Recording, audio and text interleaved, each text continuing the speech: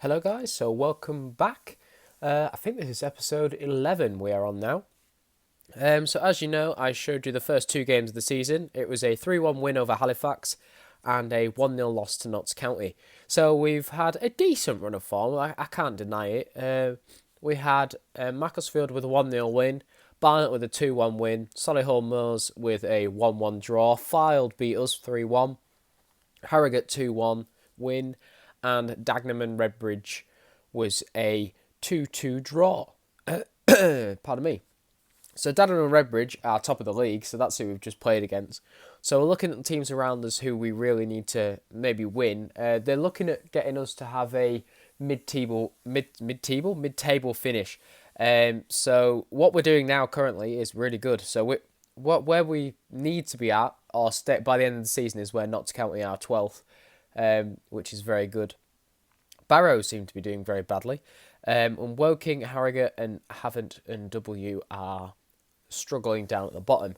So what we're going to do now is I'm going to show you some transfers that have kind of happened not kind of, they have happened. So Connor Oliver, I've sent packing to Stockport. I just didn't really need him. I've got a few players in now that are a lot better than him, and I didn't want him wasting away on the bench. I know he was our highest appeared player, but we just didn't need him.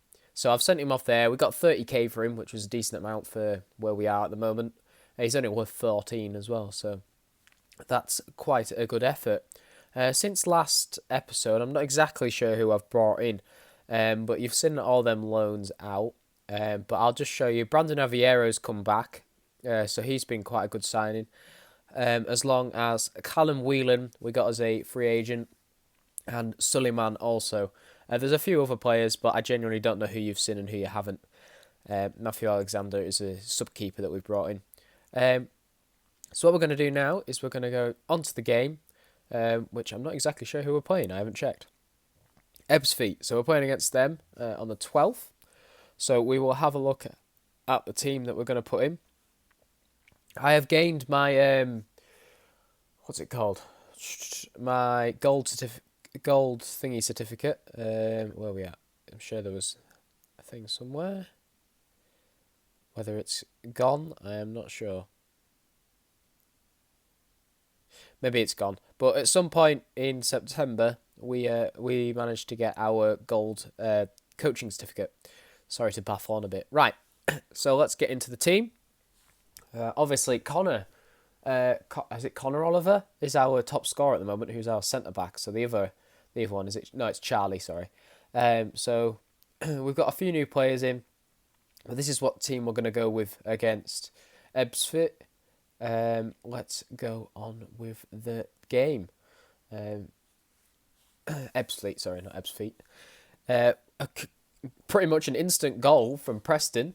Sees us 1-0 up already in 2 minutes. So that's a good start to the game. They've managed to get a few attacks on.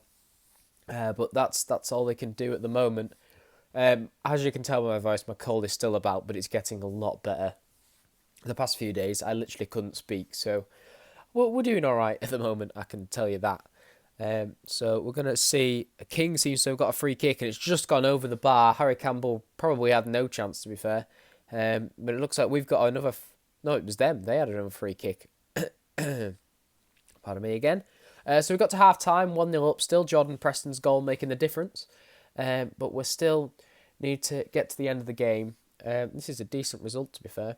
We need to keep going. But they've got a free kick through Godard and it's just gone wide. We're going to start looking at doing a nice substitute at the moment. Preston's going to come off, although he's had a very good game. Might as well take him off just to give him a rest. Greg Ollie whips one in, see what we can do from it. And I'm not exactly sure what's happened. Is this going to be a glitch? I have no idea. Yeah, it looks like it. There's going to be a glitch now. McAtee's about to take one from miles out. Yep. And it's gone all the way in. Did it go all the way? It did. John McAtee. What a guy. That glitch is very strange, and I don't understand why it does it, but it does. Aviero is now come on the pitch, and I'll do another sub. It looks like the wingers we're going to have to change. Deverix is going to come on, and that is where we are. By the end of the game, 2-0 is a very good result. Hopefully we can hold on and get a clean sheet. And Aviero has been injured. I wonder what's up with him. We'll find out what's up with him at the end of the game. We can't really do anything, so we're just going to keep going. It's only the last couple minutes in, so that's unfortunate. Brandon Aviero getting a horror injury. Not exactly sure what's up with him. Calf strain, he's out for about 2 months. That's a massive shame to the club. He's a very good player, is Aviero. He's been scoring some goals, to be fair.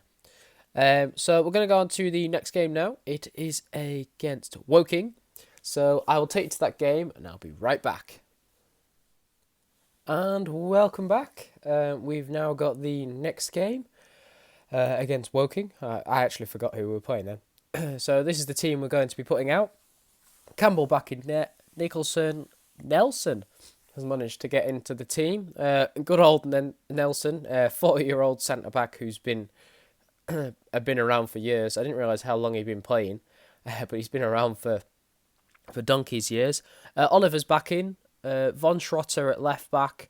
Ollie and Bakinson in the middle. Just changed what they're doing. Both advanced playmakers. I'll put him as a deep line playmaker. Darcy in the middle.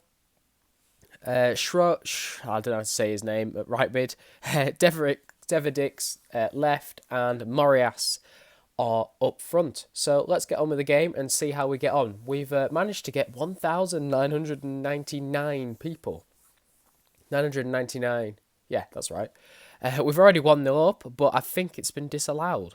I'm not sure who scored. It was probably Morias. Was it? Oh no, it was Schroers. He's German. I don't know how to say his name. Right, we're going through on goal now. Morias tries to get a glancing header on Bakinson's ball in, but it didn't go in the end. We're going to get to half-time now, I think at 0-0. And we have done. Just a reminder, the Wikipedia page that I'm making is still ongoing, so make sure you check that out and keep watching. But we're now on to the second half. 60th minute's coming, so we're about to do our first sub. And Darcy's just got a goal just as I click the sub button.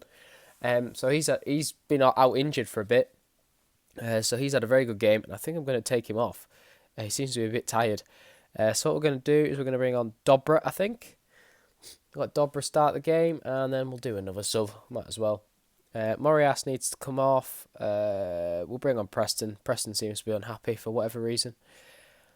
He's always unhappy. And, oh God, I can't take him off, really.